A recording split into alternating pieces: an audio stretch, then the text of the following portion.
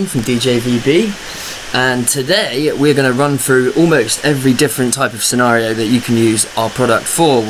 The product in question is Box Mapping Pack version 2, or should I call it Box Mapping Toolkit version 2, which is a toolkit designed to make simple and efficient 3D projection mapping designs using either pre-renders or presets, or even the After Effects template files themselves, with true dynamic 360-degree control.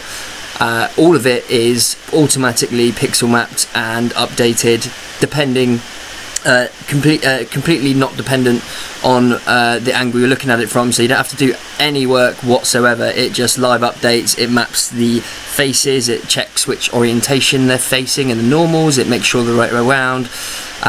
It just genuinely will do everything for you, excluding doing the dishes. So let's start with demonstration 1, which is mapping a single cube using pre-rendered media. The most simple way to use this product. You don't need any plugins or third-party software like After Effects to use this product in its simplest form. All you need is this product, which you can get on our website, www.djvisualsbuilder.com, as well as a projector or some form of method of projecting this content onto a cube or a surface, which you can make out of anything, boxes, or you can buy them from us very shortly. I'm going to be putting them in stock on our store.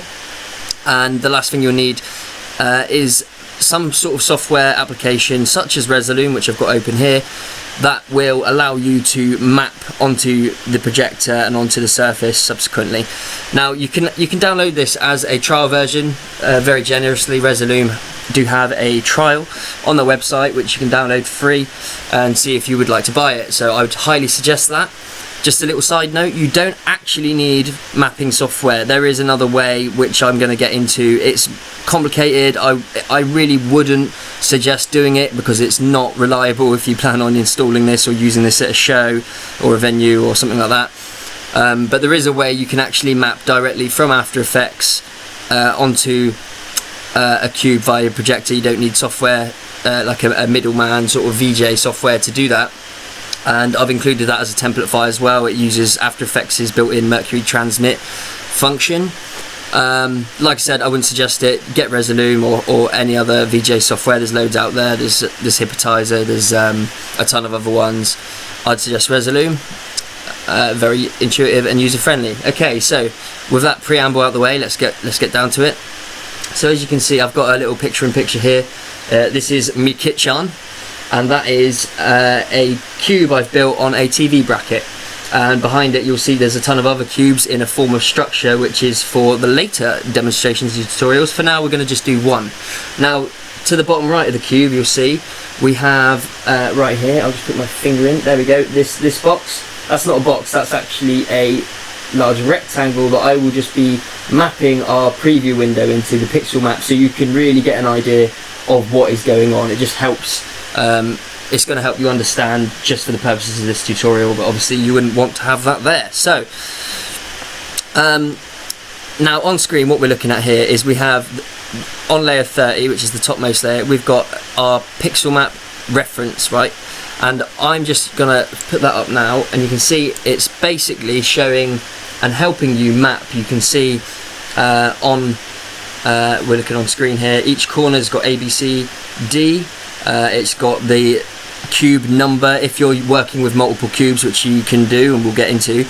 It's easy to identify what cube's what because it says it both upright and upside down, just in case you are doing some very fancy pants mapping and you can't read it because it's upside down, both ways. There's also the cube face, the orientation, so you've got Z plus, X plus, Y plus, obviously that refers to the axes and which way it's pointing, and then the minus ones down here. Now obviously in this scene you can see we can only see 3 sides of this cube, but in our map here we have 1, 2, 3, 4, 5, 6. That is because I've prepared and included the front and back of the cubes. Even though you can't see them, there might be a mapping scenario where you can, or you want to have, for instance, the entrance to a festival. You're walking through the big entrance arch and you've got a big cube on it or something like that, or using it as for a sign like a light box signage, something like that. and you want people to see something on one way into the festival, but then as an exit and they're leaving, you want them to see the back side of it, and you can have something else or the same thing on the back of the cube. Of course, 2 projectors would be required for you to do that. I just wanted to increase the versatility of this product, and therefore it is a lot more useful. So what we've done, now I've already done it, but I'm going to run through it again, is we're going to map the cube using this as a reference image. So if we go to Output, Advanced, okay, so I've got a load of other setups in here ready for later on, but ignore those, these are just different screens. So I've turned them all off. We're going to work just simply in this one. Now this content is 4096 pixels wide by 2160 pixels tall, which is massive. It's really large resolution. It's true 4K. For those of you who don't know the resolutions of 4K and just under, it can be confusing because there is also 3840 is another common resolution, which is sometimes referred to as 4K, and it's not quite. Anyway, so what we've got is we've got the 3 faces, and in this pixel map they are 1080 by 1080, these squares. Now I know that because I built it, but in your pixel map, if you go in here and you can go into the settings here, you can go, sorry, if you go into the settings, if I click the screen, and you can see our input guide, I've loaded in one that doesn't have all the coordinates because I didn't want it to look messy for this tutorial. But if we go in here, and I'll just quickly find the pixel map that has the coordinates, this is what you'll be receiving when you download it. You'll receive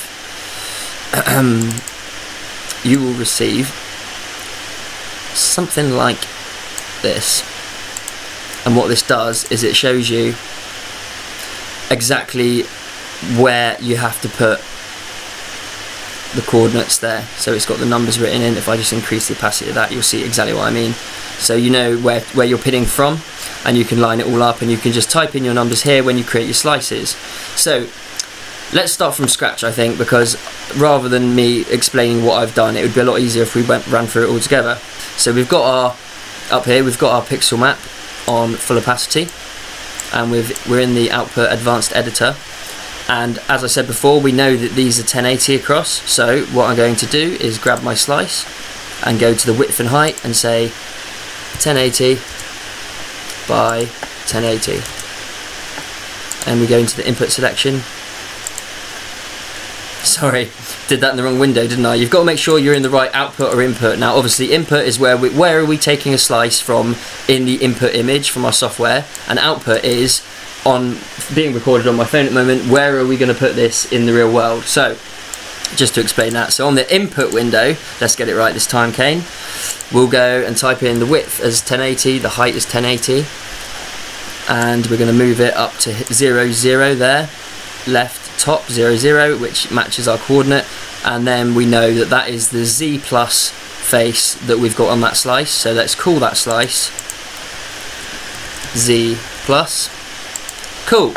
Now let's duplicate that. Duplicate, and let's just move it over, and I've got snapping turned on where my cursor is, so we can just snap it right there, and I know it'll be exactly in the right place. And we'll do X plus axis. Amazing. And then we'll duplicate again, and we'll go here, and we'll go rename to Y plus, and shifty over where it needs to be. There we go. So we've got all 3 faces on the input map, mapped from the right area of the image. So now we go to the output. Cool. Now let's put them all on top of each other. One thing I need to quickly show you is, I'll scale these down because we're going to match them up to our faces in a second. I'll just put them all. I'll put them all down here, nice and small, so we can see where they are while I talk and run you through a little piece of information that's quite important. So now you might think you can just map these 3 coloured squares to the faces of the cube any way you want. Not the case. You do need to make sure that the orientation matches what it should be in the media. So as you can see here, we have in our reference guide, you can see that Z plus and Y plus, see how Y plus here is upside down? That means you have to map this face here upside down. So you have to map it exactly like the reference image shows. So if I was going to map Y plus now, which I am, I'll go from input to output. We've got Y plus selected. Now remember, it was upside down, so if I spin it upside down, that is how I would want to map it to this cube. Not, you can't just assume everything's the way up that it seems logically it would be, because it completely depends on the content and which way up it was when it was rendered. And this makes this is especially important when you're using multiple cubes in the structure builder or using more advanced setups, because you're in control. If you're using the templates and you're doing it all customized, you're in control of the orientation of the cube, because you're the one that's setting it. So you just need to make sure that this image is how you're mapping it in real life. See here how the Y plus is upside down, just like in my image here. So we're just going to have to copy that. So, and do you know what I'll do?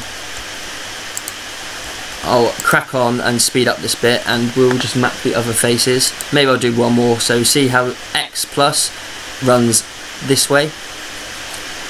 We're going to match that by rotating the cube so it matches and runs the same way, and quickly map that. And for those of you who is your first time doing this, what I'm doing is I'm simply just pinning. I'm looking both in the real world, I'm turning my head and I'm checking and seeing how aligned it is, and then I'm just nudging it. You can use the arrow keys as well, the up and down, left and right arrow, to nudge it just a pixel at a time. I am overshooting. What that means is, if you look on the picture-in-picture, I'm going over just by a slight amount, and what I'll do is I'll come back in and just tidy that up later. So that's that one done. Z is our last one. Now CZ, it's a difficult letter to know which way's up and which way's down, but you can tell. You just need to have a good look at it. So I can tell that this is oriented upside down and away from me, so I'll just quickly do that here. It's oriented. It's the orientation of this face is like so, I believe. It'd be embarrassing if I got it wrong on a tutorial, wouldn't it? Yep, no, that is correct. Brilliant. So we'll just map that in. While I'm mapping it, guys, let me just talk to you a bit about projection mapping. The whole premise behind projection mapping is that you are stretching pixels, warped pixels that have been rendered out to unwrapped to a flat template, so they're already distorted, and it's almost a reverse engineering of what the distortion would be when you're projecting back onto a surface that's not flat. So it does something and then it undoes it again when you project onto the surface. Now the very nature of that means pixelation, guys. There is absolutely no way of avoiding that. That is the nature of projection mapping. You're going to lose data. So if you see stretching at any point, don't worry. Stretching of pixels, it is supposed to be like that. And if you're looking back at the object from the correct angle, you won't notice the stretching, because it's relative to the amount of space and surface area you're projecting onto. So handy tip there for you, handy bit of information. Okay, so we've mapped all three faces now. I do apologise if my iPhone camera goes out of focus. I just have to keep adjusting that. What I'm also going to do, I mentioned earlier, is I'm going to map to the little rectangle to the bottom right of the physical cube I'm projecting onto. I want to put my preview window in there just so you guys can see what's going on. So to do that, I'm going to do a new slice, and it's going to be a full screen slice, and it's going to take the composition. And what I want to do is I just want to put it, I'm going to keep its aspect ratio. I just want to put it down into this cube here, and that's just so you guys can really see what's going on when we're working through these clips a little bit later on. something like that. Okay, and also I will duplicate that. Let's just call it pixel map hole preview. So now we've got it all mapped. We'll just tidy up, as I mentioned earlier, tidy up the little bits that I said were overshooting. So to do that, we just go back in and we zoom right in it and just make sure it all doesn't go off, because it's really messy. I really don't appreciate that when I go to a show and I see that. It's a bit lazy, so we'll just tidy that up. And up here as well, actually not too bad. Just bring that in a wee bit. And the same here. Lovely. Okay. So now it's nearly time for action, my friends. So what we're going to do is we're going to have a little look around the project file first. So this Resolume file I've already set up with all the angles. Now when you download my product, you're going to get a load of folders that look like this. Each one of these, as you can see, is a handy thumbnail as the folder icon. Each one of these contains all 38 clips pre-rendered, but each folder is looking at it from a different angle. Obviously, if you're using pre-renders and you don't have After Effects, you can't dynamically change the angle yourself using a template, so you'd have to rely on the pre-renders. That's why I've pre-rendered an awful lot of it. It has taken a very long time, best part of a year, to prepare this product. And you can see from the handy little thumbnail what that angle looks like, and there's all the clips. Now what I've done is I've dragged each folder into a layer across here. So each layer in my project is essentially a different perspective of this box, and you'll see that in a minute, because I'm going to walk around with my camera and I'm going to keep changing the angle and showing you how these clips can look good from any viewer's perspective, any position, any observer's viewpoint. You just want to be playing the appropriate clip. Obviously your viewer genuinely isn't walking around your stage, they're seeing it from one angle, so you'd set up your stage and your boxes in whatever orientation you want, and then you play the appropriate clip for that box. And I'll show you how you find out what is the appropriate clip now. So back on the screen, we'll kill the template, we don't need that anymore. What I've done is I've selected all my clips. I won't select all of them right here because it will just slow down a little bit, but I'll select these ones. I've selected all of them, let's just pretend I have, and I've gone clip, and I've gone target, and I've told it to play on the active layer, and I've selected the top layer because I want all my clips to go up here and play here regardless of what layer they're on. So I'm clicking clips now and they're always going to go here. That's because if I change the clip, I want it to replace the last one that's on, and I don't want to have 30 layers of content playing at once. It's just a little handy tip for speed and efficiency. So this column 2, has the perspective testers, I've called them. It's perspective checkers. Now column 1 is just the thumb, and it gives you insight into what the angle looks like. Now how do we know what angle, what pre-render to play on this cube from where my phone is filming it? How would I know? I don't want to go searching for all these clips. There's an easy way. All you have to do is play these checkers, and when you're using the right one, it's going to look correct to my phone, where my phone is filming from, because it will match. What I've made, what these clips are, is they are the back-facing insides of the content. You don't need to know what that means, it doesn't really matter, but what I'm saying is these clips are designed to only look good when looked at from the right angle. So all you have to do is just go down your list, playing the clips, and seeing from clicking each of these tester still images, just look and wait until it looks correct. Wait until you hit the one that is the correct angle. I've pre-rendered, I believe it to be 29 sets of angles, and each of those has the back and front, so we're talking 58 sets of clips, so 58 times 38 animations. As you can imagine, that is well over 1,000 files. See, now I just click that one, that's looking better, it's looking close. Now I mentioned earlier, these are designed to look good from the right angle, and that help you distinguish what is the correct clip. See all the lines, see how they're not parallel, they're converging here, see how they bend. That's letting me know that this isn't the appropriate angle to play on this cube. It's not just right, it's getting better, but there's warping here, and that's not what I want. It's distorted. So we'll keep going down the list. There'll be one that's a closer match. Not that one, a bit more warped. Not that one, way more warped. Obviously, you'd want to be looking at that probably from a much higher up angle, and even more so. Oh, and here okay, so that's the one. Pan 65, tilt 15. This is the set of clips, layer 7, that we want to be using. So we're going to stick to layer 7.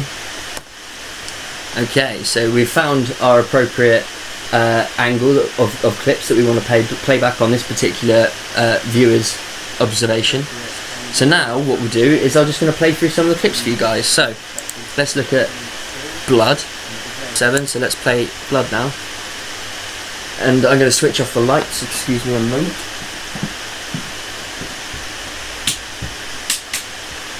Okay, so now you can see how the content looks when you've got it mapped correctly and you've chosen the most appropriate angle for your viewing position. And I'll run through some of the clips. It would be nice if I banged on some audio, really, wouldn't it? There we go, and we'll play through some of the clips. So this one is ceiling drops, and it's obviously like liquid dropping down from the ceiling, splashing around. We've got this one, which is ball cloth. It's a sort of object trapped inside a soft body cloth that's using physics dynamics to give you the effect that it's stuck inside something that looks like cloth. This one we have, this is the sphere noise, cube spherical noise, sorry, animating blocks, one of the more simpler ones. This one is the unfolding, I believe I called this flat packer. We also have this one here, which is electric arcs. We have this one, Echo Cube. We have this one here, and as you can see in the bottom right, look at the pixel map. That's what this product does for you. It works all of that out, and if you've got the Pro version of this product and you have After Effects license and Element 3D license, which you can make use of, then you can edit literally all of this. You can put your logo in, you can do tons of stuff. Okay, the next clip I'll run through a bit quicker now, because I'm sure if you're watching this tutorial you've probably seen much of this. So when you have it mapped correctly, like I do now, it really does make all the difference. If you've got some distortion going on, you know, you want to be honing in those skills. Breathing, unfolding physics, this one here. Rather a dynamic clip. Beautiful. Okay, and we've got this one. We've got lattice. We've got energy circuits. We have, I really like this one. This is like debris churning around like concrete. We have one that's similar to this, but it rebuilds and destroys itself. One of my favourites, that one. We have splitting the atom. It slices itself up and then unslices itself. We have this one, which is springy molecules. They're all sort of physically attached to each other and spring around, locked within their volume. This one, speaker, very basic one, but everyone does love a good old pardon me, subwoofer. This one, timer. This one's great for New Year's Eve countdowns. I would know because I went and used it for a New Year's Eve countdown. And obviously when it gets to 0, that's where you want to bang on your other clip, your next one, your fireworks, your Happy New Year, whatever you want. That's that. This one, turbine opener. Cool for putting logos in, let me tell you that. You'll see later on. Next clip is one of my favourites, this one here, the all-seeing eye of doom. Dynamic controls are very handy in this because you can make it look at people and scare the shit out of them. Next one, police siren. This one's great if you're going to have a breakdown moment in a show or in a set, or if you're using it as a live stream, maybe like YouTube channel. You've got DJ and you've got these either side. You can really turn up the volume and you can make some nice cool effects. If you've got a lighting operator, you can run like a police siren type theme.